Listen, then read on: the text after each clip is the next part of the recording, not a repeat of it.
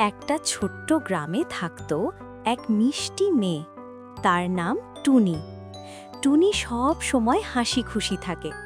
তার বড় বড় উজ্জ্বল চোখ, খোলা চুল, দেখতে একদম পুতুলের মতো। সে থাকে গ্রামের ছোট্ট একটা ঘরে। চারদিকে সবুজ গাছ, রঙিন ফুল আর সকালের নরম রোদ, সব মিলিয়ে একদম ছবির মতো সুন্দর। প্রতিদিন রাতে টুনি আকাশের দিকে তাকিয়ে থাকে। আকাশে অনেক অনেক তারা ঝিকিমিকি করে। টুনি আস্তে করে বলে, একদিন আমি একটা তারা ছুঁব। সে খুব স্বপ্ন দেখে, তারার কাছে যাওয়ার স্বপ্ন।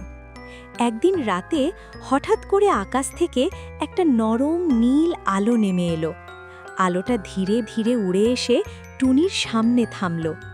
টুনি অবাক হয়ে তাকিয়ে রইল। আলোটা একদম জাদুর মতো সুন্দর, মায়াবী, ঝিকিমিকি, নরম নরম আলো। টুনির মনে হলো হয়তো আজই তার স্বপ্নটা সত্যি হবে।